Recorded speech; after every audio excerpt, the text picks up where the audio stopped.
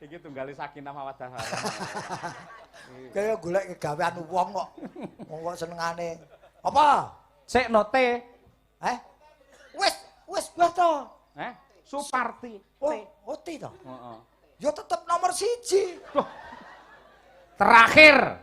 I. Iki nomor 1 ngeyel wae. Wong ngeyel dadi. Ingkang nomor kalih sinten asmane? Ora wong sak RT sisan to, Mbok. Ora. Sinten, Pak? Lasno. Lasno. L. Las kok kaya wesi tugel Lasno. Lasno. Ayo kok aja jelimur L. Lare nomor kalih, Mas. A. Anake Pak Sadi sing nomor 2 ya Mas Lasno. S. Sing ndi wonge? N. Lho, isih Lasno dia ya. N. Nomor 2. Kari dhewe. X. Ukuran kaos kuwi. Lah apa-apa mau dibolak-balik. Aku enak kari takon tok sing mikir lho mumet. Lho golekne dalan ngompani ngene ya ora gampang. Ora gampang jenenge juru kunci barang kok nerjemahke. Dintekke kari dhewe O. Ora kleru. Aku pokoke tak uleki wae pokoke. Wong aku ki saking bungahku, Mas. Saking bungahku angger ditimbali ning tlatah Widodaren kene iki pokoke wilayah kene iki aku seneng kuramu mergo ki ana sejarahe daerah Widodaren kene iki. Wah, tahu ketangkep nang kene. Kok ketak? Kowe takono to aja ngarani to. Piye? Yo aku ki nyawa balen ya ning Widodaren kene iki. Nggih, dadi bali wayangan neng ngake sadurunge timbangan ngono kuwi ngarep truk tronton mburi truk gandeng. Dadi mobil kuwi kaya V kae lho. Ajur mumur terus digawa ning pos polisi ning alhamdulillah aku karo supirku slamet. Dadi iki tak nggo kenang-kenangan tlatah Widodaren kene. Iki tegese aku sih ditresnani piyai kene mergo kecelakaan begitu beratnya tato beret wae ora. Aku ning mobilku remuk. Lah bon mobile apa wonge? Pilih mobile. Sing remuk mobile yen wonge ngono ya tetep alhamdulillah nganti saiki sehat. Mula nganti kukuting jaman utawa kukuting nyawaku tlatah kene tetep tak eling-eling. Mergo kebak sejarah. Sing bermakna kaya ngono kuwi hubungan karo keselamatane jenengan. Ah, untunge kecelakaane ning Widodaren. Terus Upama maju sithik ning Bantingan mesti aku golong koming. Ngendi? Mantingan. Kulon kono to? Lho kuwi yen ora kecelakaan dibanting-banting ning kono kuwi. Oh iya. Ngono lho. Iya. Wong sing baken nderek nunut Pak Kades mugi-mugi anggenipun ngembani para warga kanthi sabar. Nggih dados pamomong aja meneh kok Kades. Mula aku ora bakal maido Kades lurah apapun mergo dadi RTW rekoso apa meneh Kades. Iya. Nih, dadi iki tak andani. Ning kene iki ora disebut lurah, kene iki Kades. Sebabe yen lurah ki biasane ning kota. Ning kabupaten disebut Kades. Mula yen lurah ki tegese beda meneh. Apa? L ki lumrahe ning kutha-kutha. U umume diangkat dening wali kota. Ya. Penunjukan. Penunjukan ngono kae lho, Mas. Iya. R ra duwe bengkok. Oh iya. A akeh jabat utawa suwene jabat ora mesti yen iki Pak Kades lak nganggo satu periode berapa tahun sampai berapa periode. Yen lurah ki ora mesti gumantung selirane wali kota. Oh iya. Ha iki sing beda ki ketok banget. Hubungane karo warga ora seraket Kades. Yo, yen Kades ki lak tanggung jawabe langsung karo warga, mergo dipilih warga. Nek yen lurah kuwi tanggung jawabe ning pimpinane, mula karo wargane sok-sok ora raket. Iya Iki betul. tak genake wong aku mergo ya dipimpin lurah ngono. Oh, nggenmu kelurahan. Lurah no. Iya. Ngono beda yen lurah ki kutha yen kades ki desa. Iya. Utawa kabupaten. Betul, betul malah mau manut dawe Mbah Kung atau Mbah Kanang mau akan diusulkan lamun to masa jabatan kepala desa atau Pak Kades kuwi ora mung 6 tahun, yen bisa sampai 9 tahun. Nun sewu, wong dadi lurah kuwi ora ana sekolahe Mas Gareng, dadi kades ora enek sekolahe jurusan perkadesan lak ra ana. Tegese dipinterke karo pengalaman, dipinterke ditabrake karo situasi dan permasalahan di desa tersebut.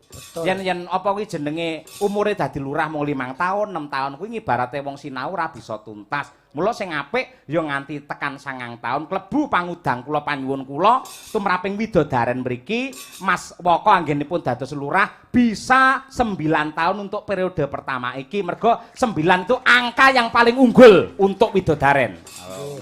Anu nggih titip malih Pak Kades mugi dados kades ingkang memenuhi syarat kriteria 5R. Wah, iki. Nun sewu niki mboten guroni iki berdasarkan pengalaman jan terbang wae. Dadi kades kudu manut 5R. R ki tegese pertama R pertama pinter. Niku kudu. Ping pindho tumindake kudu bener.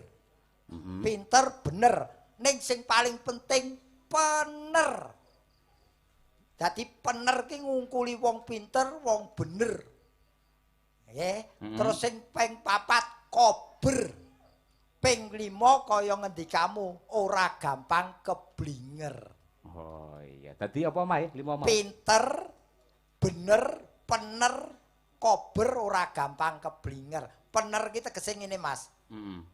Kowe yagamu salah. Iya. Mbok seneni yen iso nyeneni yoga ki aja ning ngarepe wong akeh. Yagamu mbok undang ning nggon sepi ora ana wong akeh lagi mbok seneni ora masalah. Nek yen ning ngarepe wong akeh, Mas yo kowe pinter lan bener, kuwi kurang pener. Nah, ana neh perumpamaan bener ning ora pener ya ana. Nah, upamane ana salah satu seniman mongko sing nyambut gawe ning panggung pirang-pirang. Entuk rejeki saka ingkang kagungan dalem ngono ya.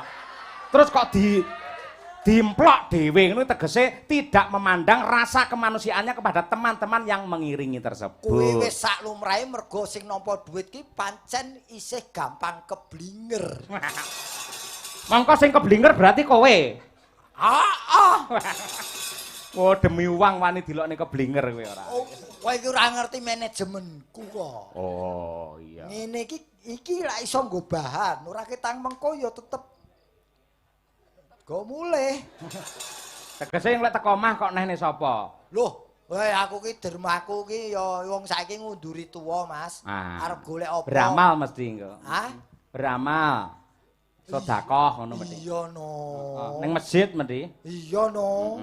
Wong aku ya ndek masjid kok nadyan cilik ning ya masjid jenenge Atobat. Oh, arang-arang to. Yang lumrahe Atobah ning nggon masjidku ki Atobat. Mergo kuwi masjid digawe mergo tobaté pemain wayang wong. Sampean? Lho iki ora gojek. Mergo perumahan kono mayoritas rak pindahan saka asrama wayang wong Esti Pendawa. Terus dikeki lahan dideke masjid jenenge Atobat mergo pemain wayang wong do tobat salat ning masjid kono. Wah. Maune lak begasaan to iki. Ayo, jim setan priprayangan. Saiki wis do tobat mula masjidnya jenenge Atobat. Peni mo. Ya semoga-moga berkah. Jobene we granit tok. Wah, gilap-gilap kae no ya. Ya pas imam tok liyane ya tetep biasa. Mas Gareng. Sing nglantarake awake dhewe sowan mrene iki yang menghubungkan adalah Mbak Tri Hastuti Retnowati sinden kondang dari Laladan Ngawi kene. Nah, maka ayo iki spesial adate iki lek ku ngedekne biasane jam 2:30 isuk. Ayo. Saiki tak dhisikke. Ayo. Oh, asline kene to bocah. Kene. Ayo. Pak De, mosok lali to Pak De. Ndik ben kan pantau mriko to lewat ngguri. Aku angger nyekel duit lalen kok, Nduk. Ngadeg kok, Tik. Ayo, dikormati ngangge arum Bali. Ya, Cak. Ketos. Iya.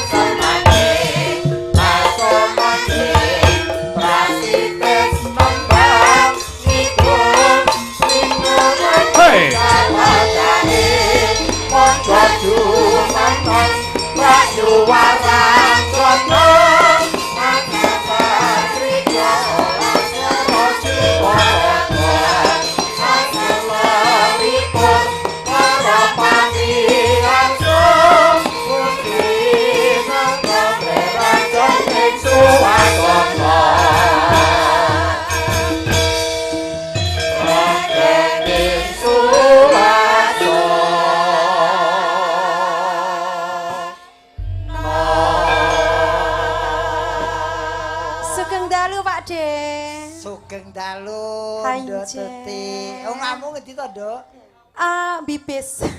Bibis sing endi? Mriku lho Pak De, kulon kali. Omahmu ya kaya kene kebak. Oh, mboten, nggen kula Padang. Resik ngenten iki. Ora ana wete jati. Mboten, mengki enten jati nggih enten ulure gateli. Wong awakmu kaya entung lho. Ipel-ipel ora dhuwur. Pak De sampene aja sia-sia karo aku. Ora sia-sia, endi ana jati iki mesti ana entunge. Lah, sampean gadah entung mboten? Tak tekoki entunge sampean kaya ngapa? Saiki wis dadi welut kok. Malah lunyu ora. Wong tengane tutut kene iki suwe ra tau petuk wong ngurusi entung. Kula mriku lho Pak De, kauman. Oh, kono to. Iya. Roh oreng kowe. Roh wingi bar wayangan ning kono ora roh. Pak De. Duite wis enteke ya seling aku. Tanjung Perak kapale Koba. Mangga pinarak, kamar kula tesih kosong. Sauri reng. Apa? Tanjung Perak gone demit. Heeh. Ngapa? Ora pinarak kono akeh demite. Lho, sampean berarti ngarani aku demit. Lho aku ora ngarani wedine kuwi krasa ya alhamdulillah kok. Lho, ya aja ngono Pak De. Wong ana wong tertib kok ya ngene. Piye. Wong ya sok liya dina aku tak dolan ning omahmu. Tenan lho ya. Iki wancine lak nyambut gawe ya nyambut gawe. Dadi sing diarani profesional tuh begitu berangkat dari rumah tujuane nyambut gawe ya nyambut gawe ora kena dono-dono. Alah ngapusi, sampean wae ya ning terminal kono wae karo katiem wae roh aku. Bakal kacang sing gane ning bis ka sampean ndek. Kowe kok apal men apa bekas penghuni kono to kowe? Ya kalau nek ra nyinden ya ngono Pak De. Wong ngarani wong elek iku lho. Ya ora elek, katiem iki penjual kacang kowe elek-elek piye? Penjual kacang iki tidak jelek, dia tuh bekerja profesi. Sampean kaya ora gelem digathokne karo katiem. Mo aku senengku apem kok kacang. Apem. Wong-wong iki karemane dhewe-dhewe kok seneng kacang yo karemu. Goblok garengi asine. Apa? Sing jeneng apem nek kacange kuwi piye to ora? Ya.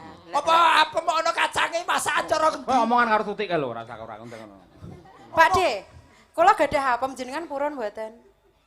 Mo paling gosong. Mboten, walah apem kula niku mumpluk lho Pak De. Kula niku pinter lho. Mumpluk kaya gegeden geni ya gosong. Lho, ya diwalik to Pak De, mosok ya arep mlumah terus. Apa ketok diwalik?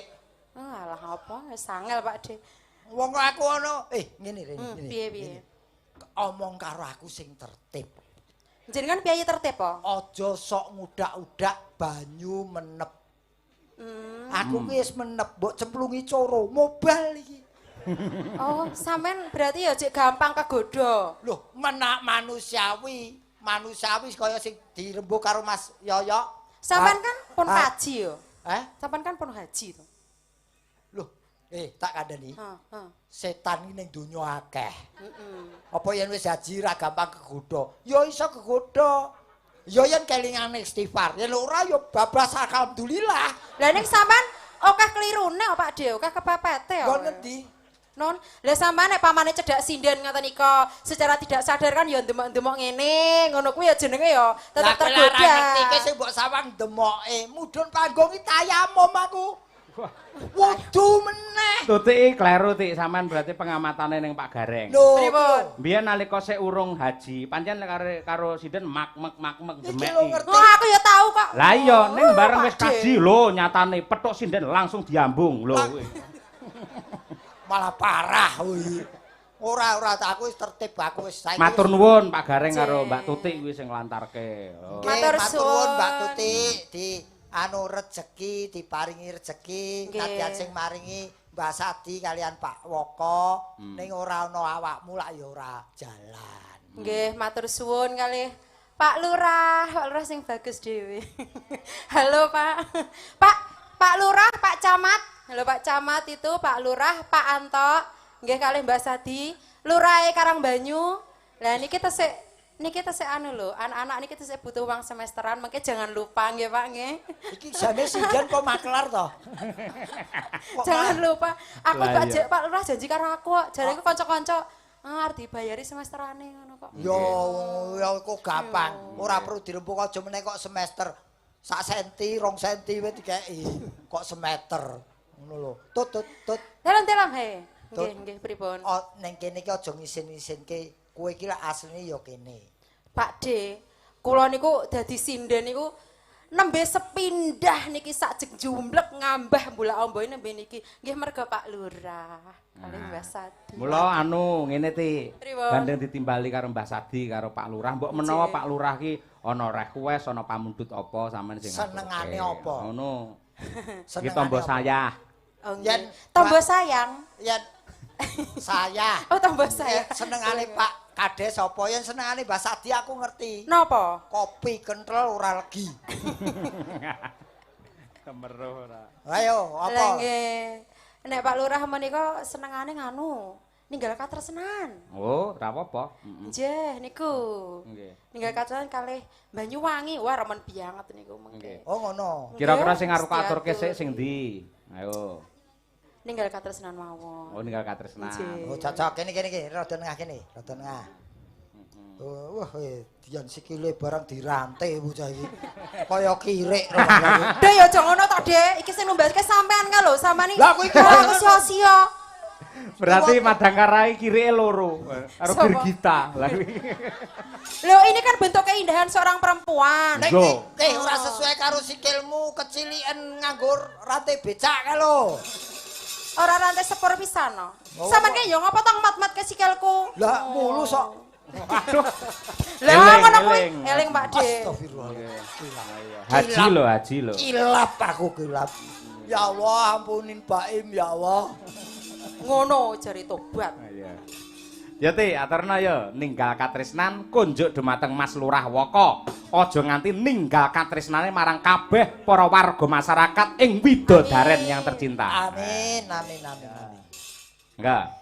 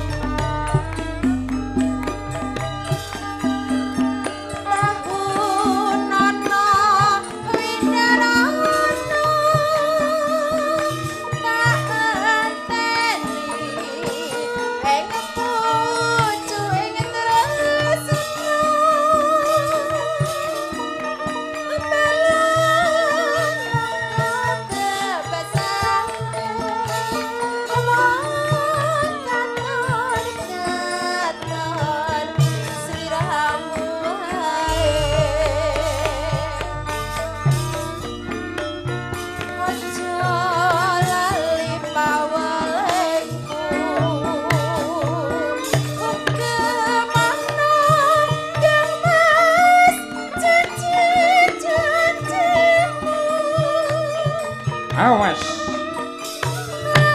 Oh. Asik.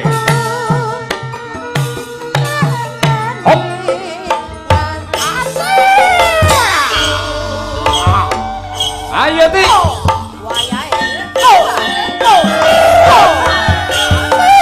Ayo ubreng ana panggunge.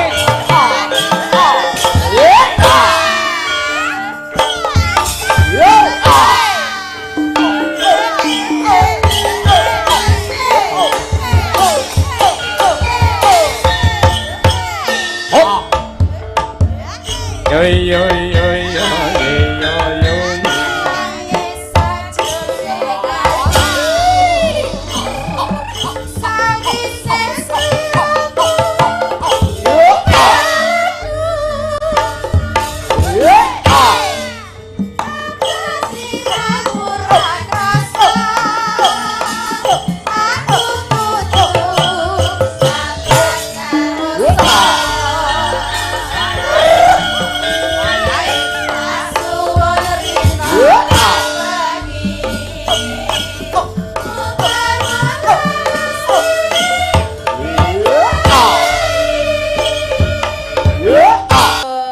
Luar biasa, elok.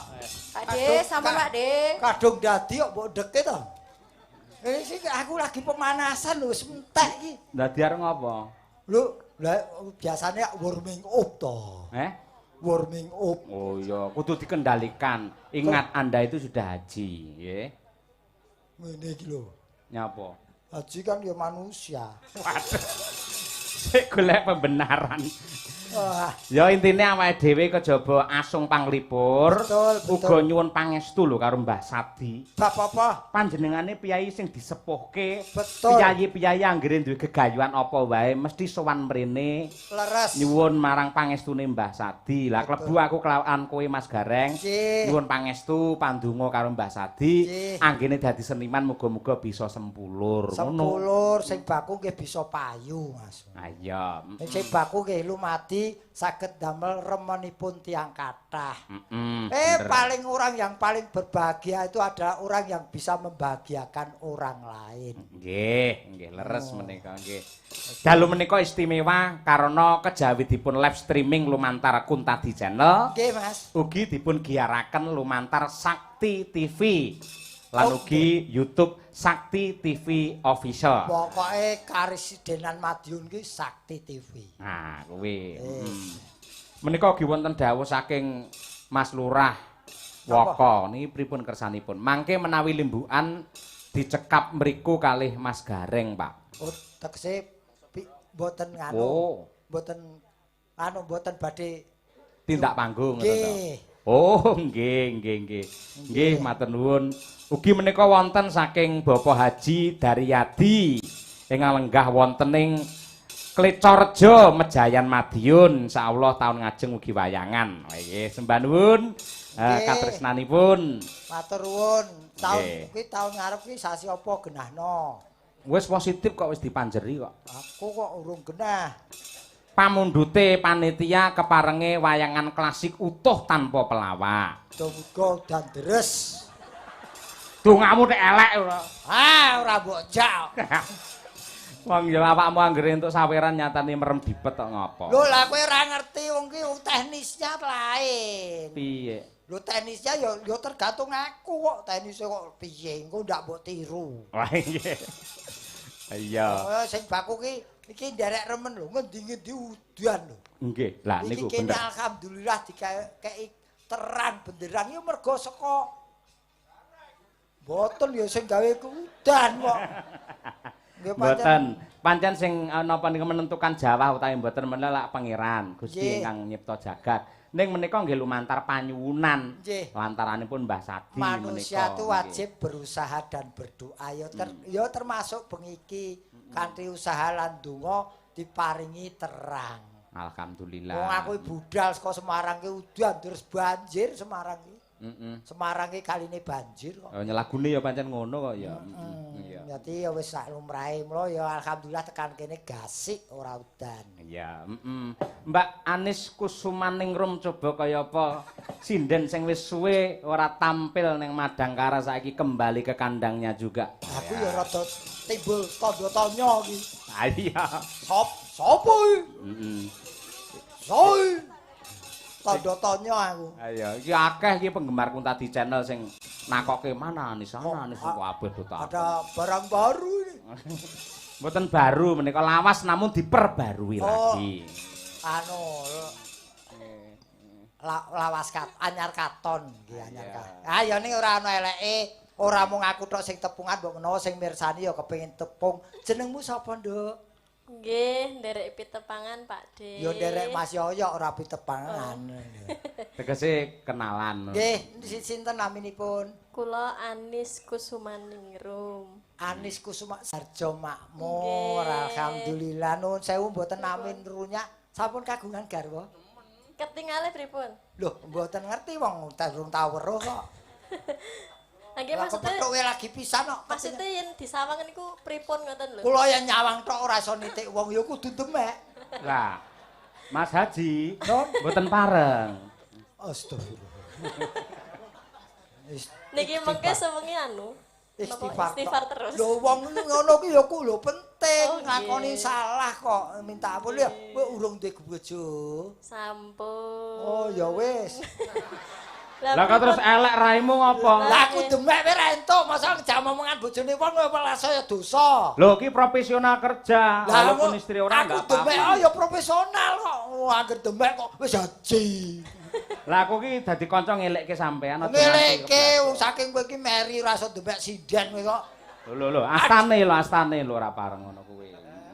Ampun to Mbak De njenengan Kowe wong Sukoharjo. Reng, sampean iki lak RT to? Ketua RT. RT to? Heeh. Mbak Anis iki garwane Nun Sewu, dosen jurusan Karawitan. Lho dosen iki malah kalah dhuwur karo RT. kok saged. Lho, RT iki wiwit lahir nganti mati ngurusi kok, dosen lak ngurusi mahasiswa tok. Oh iya. RT iki tanpa ana rekomendasine RT, kowe mati ora iso dikubur lho. Kowe iki aja ngono rumangsamu sing dadi RT kowe tok. Aku ki ya mantan RT. Lah, mantan kok Sumbar berarti kowe wis ora diakoni. Iya, pancen aku di demo. Anu, sapa? Anis. Anis. Nggih. Saka Sukoharjo. Nggih. Asline kelahiran ndi ta? Asline kelahiran ndi? Kula Balikpapan. Kalimantan Timur. Saka Mudik. Kok mudik ya? Omahe asale Mudik. Balik papan. Lah ya balik ning papan iki lak Mudik to. Oh iya bener. Ora, kowe iki ora duwe desa marai. Balik papan Kalimantan Timur. Timur, nggih. Kok iso kedarang-darang tekan kene iki apa ya? Darang-darang Anu, rapine. ten mrika mboten tek nganggo. Ora kanggo terus ning kene dikanggokke wong Sukoharjo. Mboten ngoten ten mriki sekolah Pak De. Ning ndi? Riyen wonten SMKI, lajeng ten isi, Senggih. lajeng Lulus. nggih no. Oh, tak kira urung lulus wis nikah. Mboten lulus. Usum lho. Pripun? Mboten lulus terus ngono kuwi. Wah ya ora ning ya sarjana. Heeh. Tegese nadyan sinden ning pendidikane dhuwur, ora sinden ecek-ecek. Ngono. Amin. Ya muga-muga bisa nganu ya, Nduk, rezekine banter. Wis di anak. Amin. Alhamdulillah. Sampun. Wis. Pripun? Tenang ae sik siji putrane. Oh, Sik siji. Nembe setunggal. siji loro telu papat padha kahanane. Kahanan apa? Lho lak dia padha kahanane wis duwe anak to. Nggih. Kok mikire kok ora Loh, lagi maksudnya kan harus diperjelas mungkin tak? Betul. Apapun yang terjadi jenenge anak ki anak ku amanah saka Gusti. Kudu diopeni aja isin duwe anak. Malah harus dibanggakan kaya panjenengane Mbah Sadi iki. Putrane dibanggakan malah saiki dadi kades. Nggih. Anakmu sok meh mbok dadekke apa? Penyimping. Oh ya penyimping. Loh, lah wong cita-citae tok wae. Ya ampun toh. Lah apa dadi apa? Orang sukses. Loh, yang orang sukses sih biasanya penjahit. Kok saged? Penjahit sukses. Mboten to ya. Oh ya, pokoknya apapun dilambari doa dan usaha pasti akan berhasil. Amin, amin, amin. Nis, Jenengmu sapa? Ya Allah. Niki mboten mirengke berarti Pak Ket wau. nggih. Anis, Anis Pak Kusumaningrum. Anis. Ping 3 lho Punan. Hati-hati lho, aku anggere wong wedok tak takoni jenenge ping 3 hati-hati. Lah pripun? Hati-hati soalnya. Biasane katut ya. Ora aku sing katut dheweke. Oh, Nis, ayo nggih tamba kangen nembango. Ayo, aku ora arepe nyuwun apa-apa, ning sampean kira-kira sing net ning atimu pengen nembang apa? Senengamu apa? Sing langgam. Lagu sing disenengi biasane iso nglakokke kanthi wah tulusing batin. Sing langgam apa ngono Nis, aja gambir sawit lho ya, isih limbukan marah ya. Anu. Apa? Tulutur? Napa nggih? Pelok barang mon. Oh, boleh nggih. Geng Sugeng pelok barange titik. Mas Daryanto sarjana seni. Lah ya Sugeng Daryanto. Lambene semasa diplesetne ora.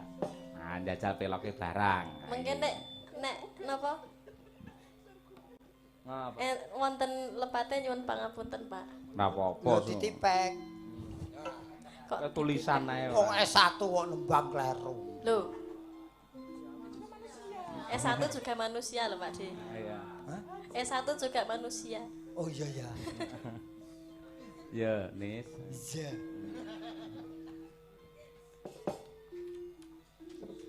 Rina wengi tansah eling.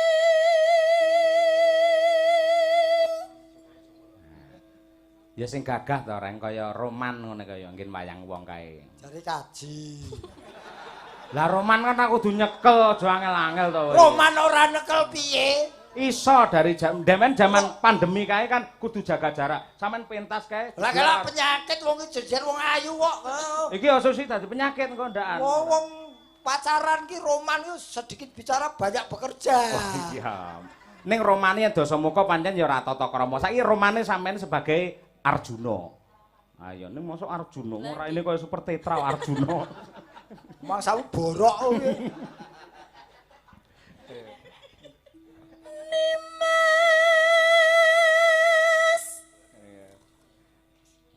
Kok joget to, Pak D? Iki bawa lho. Lho, bawa ya apa ra entuk dijogeti to? Oh nggih. Kowe jare wah kowe iki demek ra entuk joget ra entuk turu lho aku. Turu karo sapa? Nimas ingkang slendang sutra. Wah, iki tembangmu nalika awakmu dadi manten kan, Nis? Nggih, Pak. Sing viral ning Kuntadijana lho kuwi. Napa nggih? Wah, penontonnya beribu-ribu lho kuwi, tenan bukaan. Jangan mboten anu, Apa? loyalty. Apa? Royalti. Ning royalne gareng gelem. Oh, sorry to. Wis tobat ta ya. Oh, ora mbok royalke sorry budal dhewe wani kok. Ah iya. Ini. Tansah dadi impen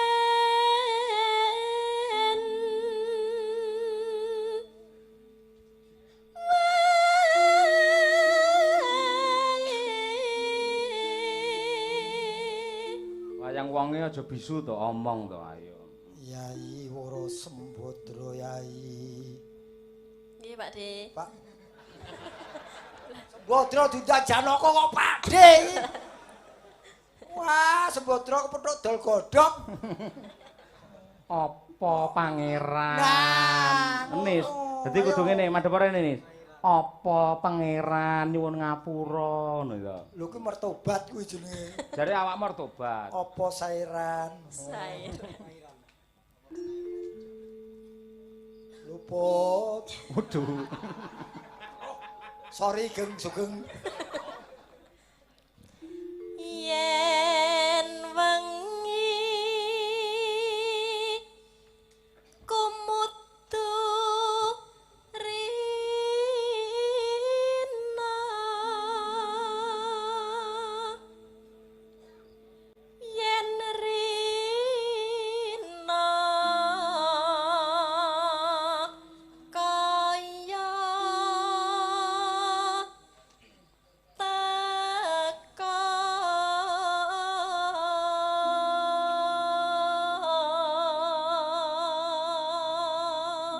mula kuwi tak eman-eman biyen nalika nikah ki sing mayang ya aku dhewe.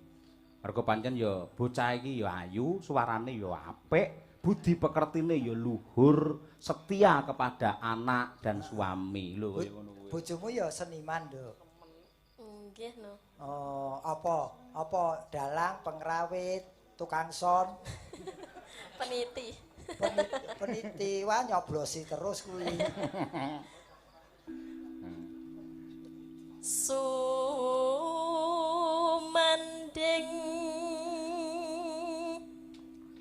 ana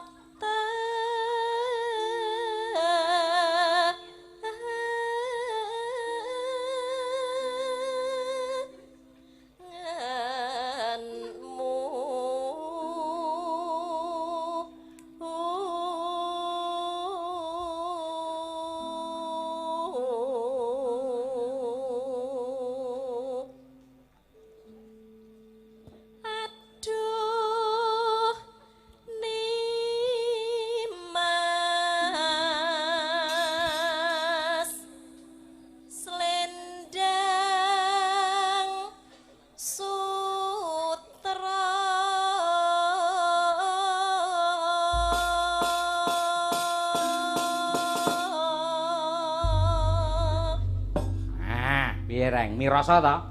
Ya wong jenenge lulusan isi paling tidak kualitasnya ya terjamin. Heeh, mula iki kok bacute iki langgam slendang sutra kuning. Gumunku kok sutra kuning beda kok. Beda ya. Lah aku gumunku saka Kalimantan cah Kalimantan. Kita wis tau petuk kowe ya, Nduk. sampun. Oh, ra gaul kowe ya. Neng ndi petukne? Ning kali gawe. Ya ning Kalimantan kono. Wis tau petuk. Iya syukur lek ngono. Ya Nis sing kepenak Nis. Ayo coba kaya apa diaturake marang para pinisepuh ing tasih kepareng wungon. Iya, heeh. Nduk. Sunaring wulan purnama tumama talanging samudra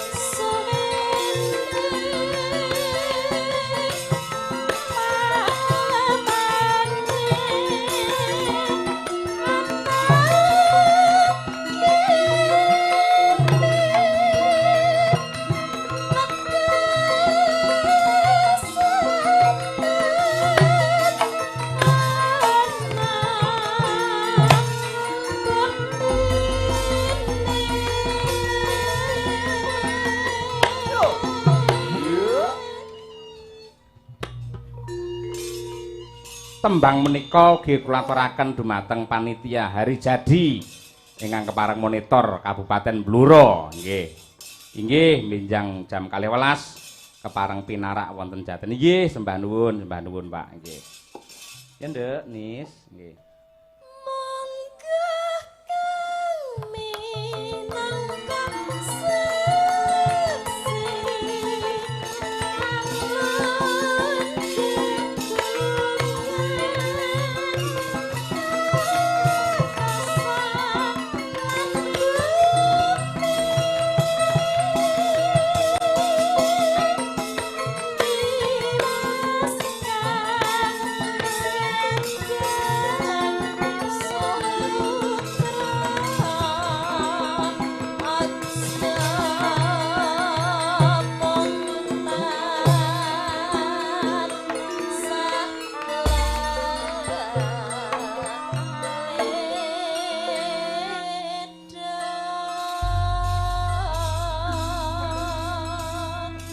Widodaren ki piyayi budaya Mas Gareng. Mula nadyan klasik ngene iki akeh sing tampi. Napa-napa dipun tampi waton tasih digaris budaya. Betul, nggih. Wah, jan iki luar biasa. Apa ki wujude ayu, pawakane becik, suarane ya apik, Anis Marsela iki. Kusumaning Rum ping 3 lho wisan ora. Ya. Lali janjine, ayo. Coba Umi Hafifah kelawan Mbak Birgita Ayu. Ayo. Wah, iki. Yang iki cah ijo-ijo ngene iki ngentekke energi. Kowe mau lak maido. Mergo Mbak Anis wis kagungan garwa, Mbak Tuti iki tak golekne sing legan iki. Dua-duanya ini masih legan. Berat iki. Heeh. Ya nduk berdiri ayo. Paceke keduren. Ngopo? Paceke keduren. Lah kok iso? Lah wong tuwek entuk cah nom-nom ngene iki. Mesti sensor tok. Ora, usume saiki malah cah nom senengane wong tuwek-tuwek ngono kuwi. Tenane ta? Heeh, wong tuwek sing sugih sengkakne ndang mati bandane dipek. Oh, lagi jagal lho.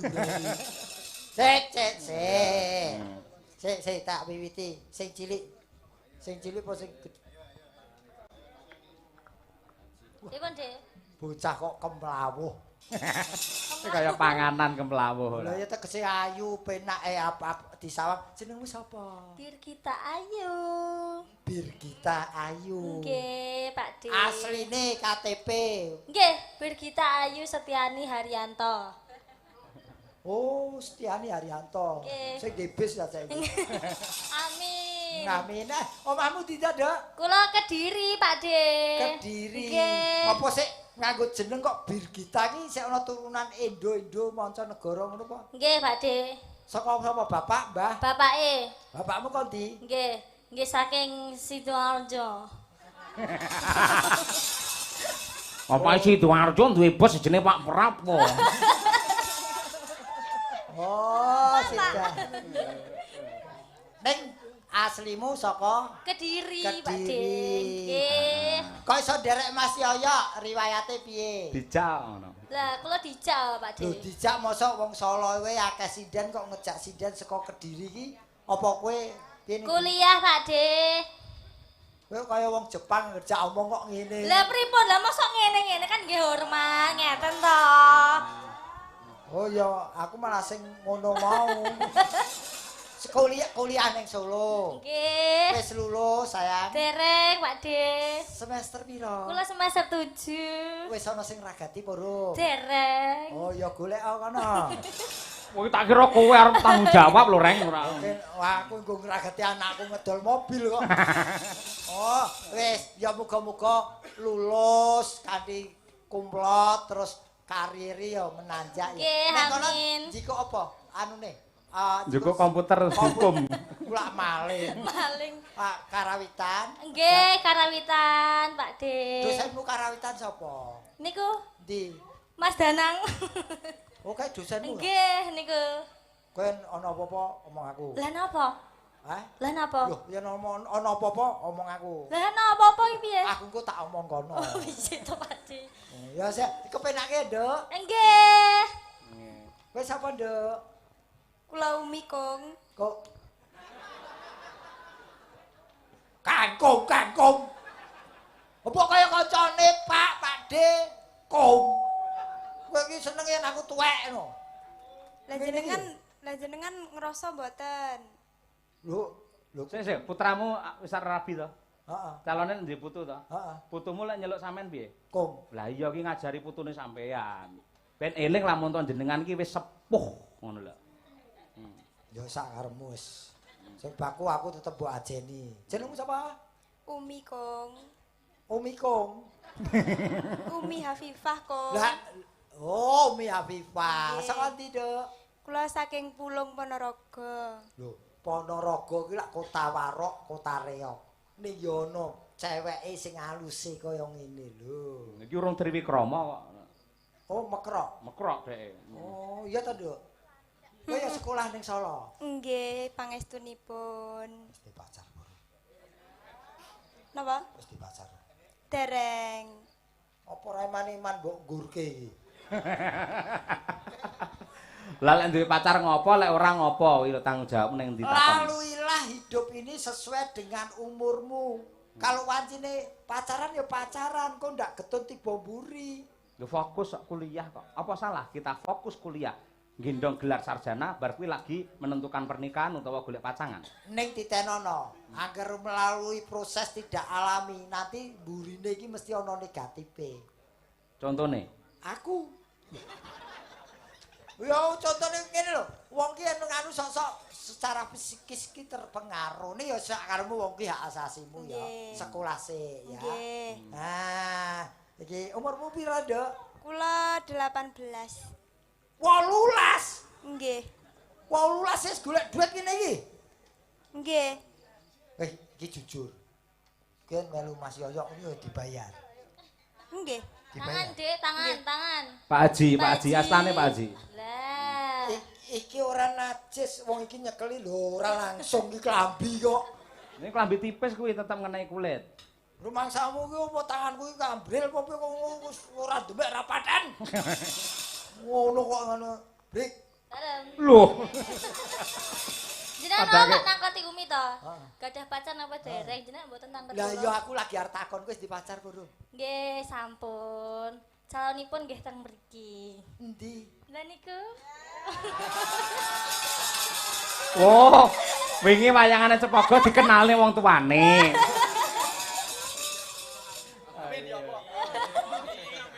Pacarmu endi? Lah niki ikan itu niki. Ipin iki. Mas Ojo lho. Rama. Iki lagi takon buka cabang Gareng Cepogo ya iki. Ayo. Ipin-upin iki. Gareng iki lho wondo ireng iki lho. Neo kaya aja ngono lho. Wong ki saiki wong iki gampang sok kepeleh karo kahanan. Kowe omong mbok gojekan dadi tenan. Amin. Amin. Wes iki Sinto dirayah Anggrisana ya iki. Anggrisana. Anggrisana. Diamini. Didongake wong ayu. Amin. Ya ora iso kuwi budal. Oh, lho. Iya gareng ra takon-takon sik ora. Amitabhat. Yo, lali janjine yo. Mbake wong pirang-pirang kok. Lali janjine langsung, Mas. Langsung mawon. Oke. Nggih, oke. Yuk, Madangkara, cacos.